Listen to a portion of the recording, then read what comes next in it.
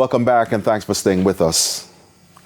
With complaints about long waiting times and delays at the country's two major airports, the government says work is far advanced. Transport Minister Dal Vaz, in an interview with TVJ News recently, pointed to upgrades currently being undertaken. He says some travelers have already started seeing improvements. We're still having some issues, much improvement in Norman Manley and Montego Bay. Some of the procedures and protocols, I believe, need tweaking. Work in progress, but we are heading in the right direction. Less complaints, as you would see at the two international airports. We're putting some new technology in Montego Bay, which is working well.